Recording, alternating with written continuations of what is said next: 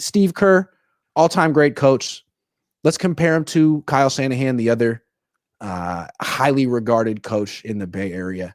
What do they have in common? Okay. First of all, a lot of people may think that Grant and I are going to say Kerr is really great, which he is, and Kyle pales by comparison. He sucks. We're not going to say that at all. Steve Kerr is an all-time great coach. He is a Hall of Fame coach. That is clear. I'm not so sure about Kyle, but Kyle has accomplished a lot, and Kyle deserves praise more than criticism, although we do criticize him a lot. So I want you to help me. There was a year a season. The Niners started out 3-5, Iggy. Yeah, 2021. And how far did they go? NFC Championship. And they got beat in the NFC Championship? Yeah, Jimmy was their quarterback. Okay. I respect what Kyle did. Very bad start. And he sometimes does that. But he was able to overcome it, to rally his team, and to get him to the championship game. In a sense, that's what Kerr is doing this season.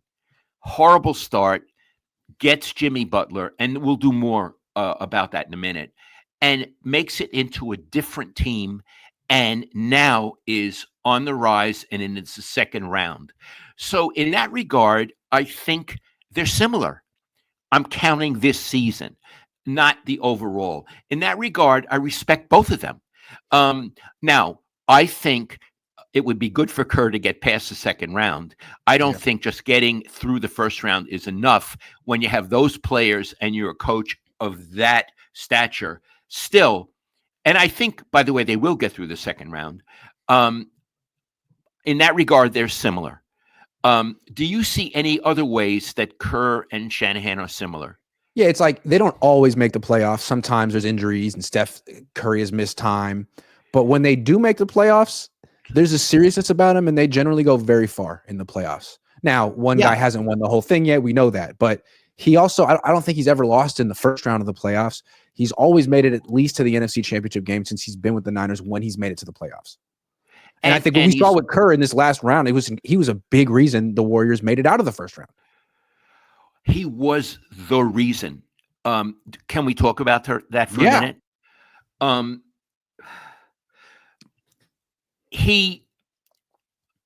The Warriors were dead. They blew a 3-1 advantage, 3-1 in games, and Houston fought off 2 elimination games. And one of them was here in the Bay Area in San Francisco.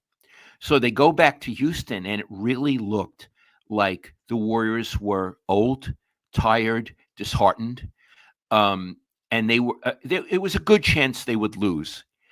But somehow Kerr got them over the finish line, and they didn't just beat Houston; they ran him off the court. And here's the thing: could I introduce the? They were crying on the sidelines with 3 minutes left. Yeah, they were crying. May I introduce the fallacy? Please. Okay. Local media was trying to give Kerr advice as if he needed advice from the local media. And a lot of it was, you got to play Jonathan Kuminga. He's really the key to this game. Well, I call it the Kuminga fallacy, that everything would be okay if you played Kuminga, which is really, really baloney. Whatever is going on with him and the team, he is a non-factor, and he's not that good right now. Instead, Kerr disregarded the Kuminga fallacy and started Buddy Hield. In the spot that everyone said that Kuminga should be playing. Absolutely. And Buddy Hield won the game for them. Yeah. Not Curry, Buddy Hield. Because he made a bunch of threes that were wide open that Kuminga would have missed. Oh, would have missed. Or maybe not even taken. Correct. So what I'm saying is Kerr stuck to his guns, started Podziemski, started Buddy Hield. In that game, the starters for the Warriors scored all the points except 3 from the bench, which was Looney's 3 points. That's how smart and tough Kerr was, and it's one of the best coaching performances I've ever seen in my life in any sport. That's how impressive it was. Prize Picks is sponsoring the Cohn Zone this year. Prize Picks is the leader in daily fantasy and the best place to win cash while watching sports. And the best part about the app is it's really easy to use. To create a lineup, all you have to do is pick more or less on a few players' stats. I'm a Niners guy. So, when I'm doing Prize Picks, I'm looking, the last couple of years, I'm looking at Deebo Samuel because I know Deebo Samuel better than Deebo Samuel knows Deebo Samuel. So if it's like drops, I'm taking more. Or if it's like punches thrown towards his long snapper on the sideline during the fourth quarter of a game the 49ers will go on to win, I'm smashing more because I know the 49ers and I'm a Prize Picks guy. Now, maybe they didn't have those exact plays, but they have so many plays that'll make your head spin. And you can play Prize Picks in over 40 states, including California and Texas. Best part about it is the new user offer. Prize Picks will give you $50 when you play your first $5 lineup. So win or lose, you'll get $50 just for playing. That sounds like a win to me. Use promo code Cohn, COHN, to claim your $50 today. Tell them Grant sent you. Now, for better or worse, I would say that Kyle is similar in the sense that I've tried to give him suggestions about what to do with his offense, and people have a lot, and he will often do the exact opposite just because he doesn't like being told what to do. Unfazed. Maybe he doesn't even pay attention to you. I mean, isn't even aware of it. I don't know.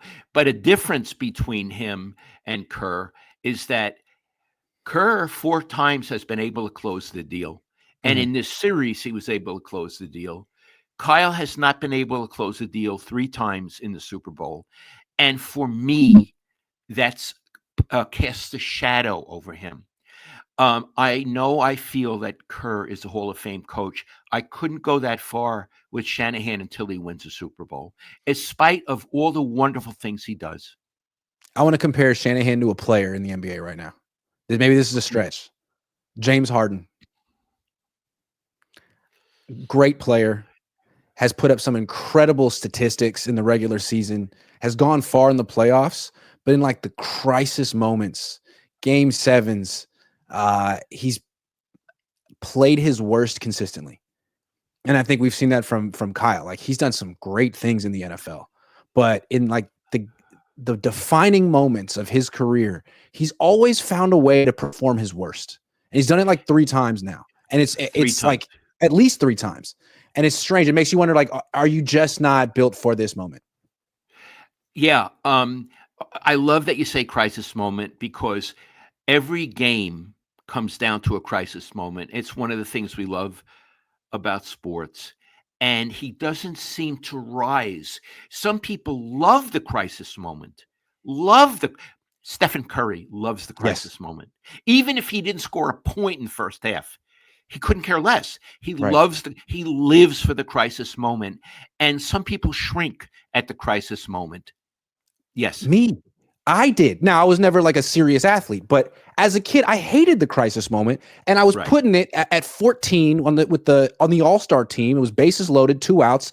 The end of the like the bottom of the 6th was what we played in at that age. I struck out on 3 pitches. I didn't like it, and I feel like as someone who shrinks in the crisis moment, you can recognize others who do as well. And as a shrinker, I see shrinking traits from Kyle Shanahan, and I say it as a shrinker myself. Say self-shrinker. So, Kyle, what we're saying is we're not saying you're condemned to shrink. We would love to see you rise to the crisis moment, and we will applaud you when you do. But we're saying that Kerr has handled it and did handle it in this series gorgeously. Are there any other comparisons? I have one. And this is not my insight. It's my friend Nick. My friend Nick said as much as he thinks Kerr is a good coach, he doesn't really develop young players that well, like the Kuminga fallacy. Kuminga, Wiseman, he turned the team around this season by getting Jimmy Butler, who's, I think, 35, Iggy? Yeah, something like that.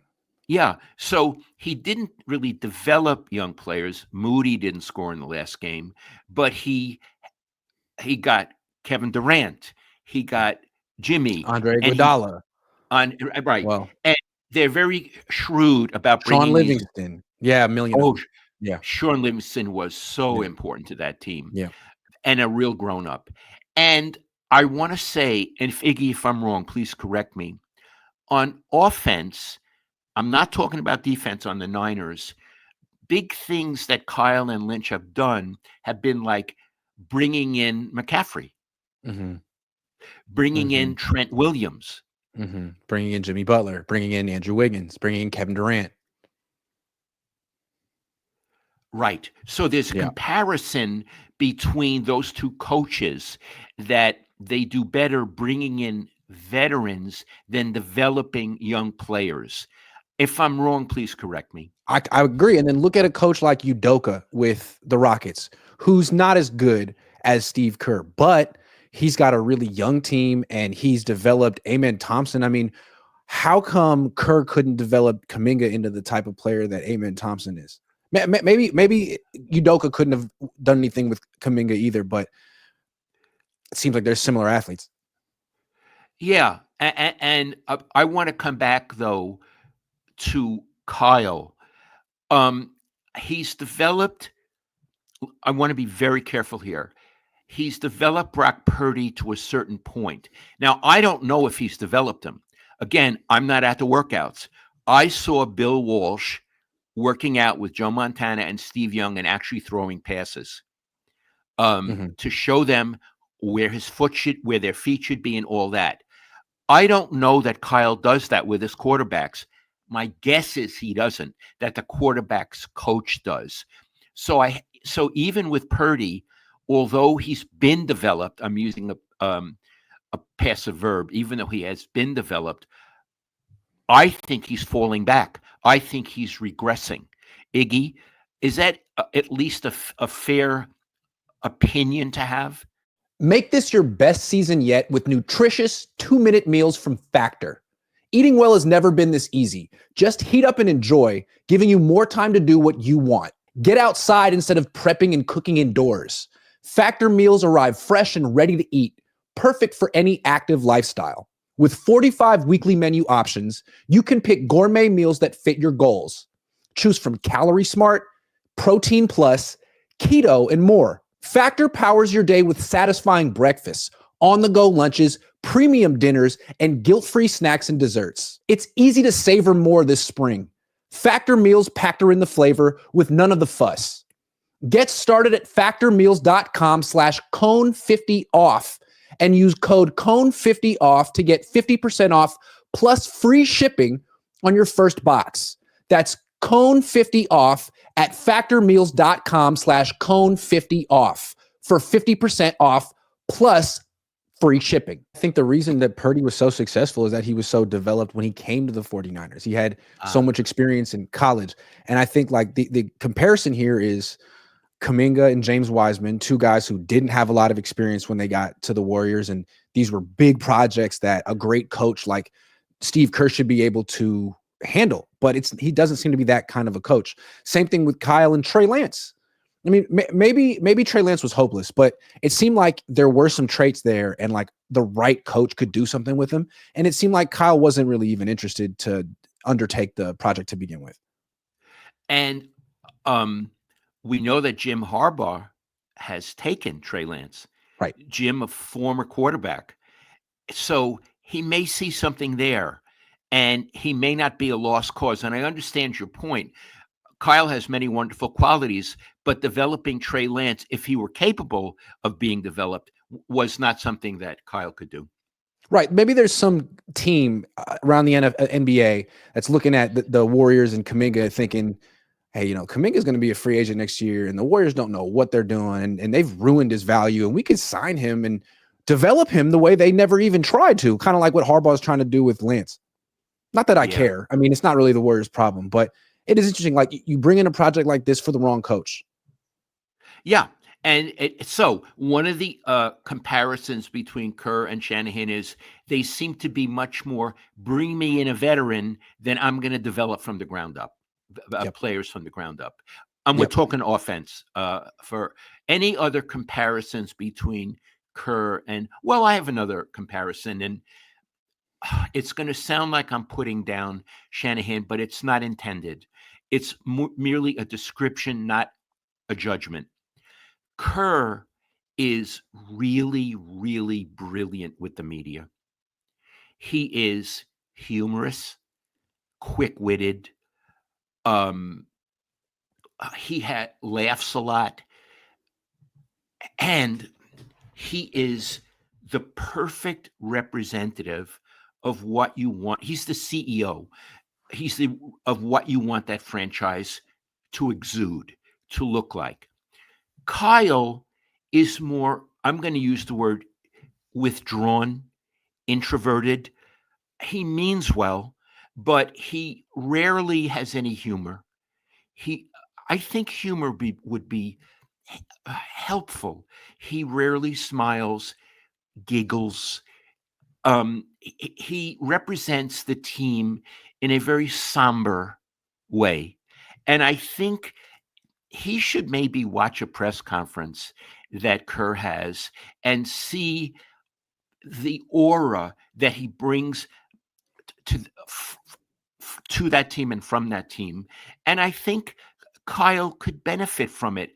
Would it make him a better coach? No, but it would make him a better CEO. Yeah, Kyle comes across as defensive sometimes. And But by the way, so does Kerr. yeah, I want to be clear. Kerr and I never really had any relationship because I was one of the only ones who would ask a hard question, and he didn't like it. Kerr, as far as I could understand it, likes questions that ultimately imply praise. So I think in that regard, they're the same too. I think they're a little defensive. right. And it's just the difference is Kerr doesn't get as many of those questions because he's a champion. And all the questions are, man, you did it again. How are you so great? But with Kyle, he constantly has to answer the same questions. It's so, you couldn't get over what happened this time? How come you didn't run the ball in the third quarter this time? Yeah. Right. Right. How come you couldn't close it out in the fourth quarter this time? And I think, again, a championship coach, any sport, needs to know how to close out a game. That's a skill. Bill knew how to close out games. Kerr knows how to close out games and series. You need to know. And Kyle needs to show that. Because if you don't know how to close out games, then you're not a closer. And if you're not a closer, then you're not a winner. That's right. Ray Leonard, Sugar Ray Leonard was a closer. I'm just going to say, if he got a guy hurt, that was the end of the fight. End of the fight. The guy didn't come back. He was a closer.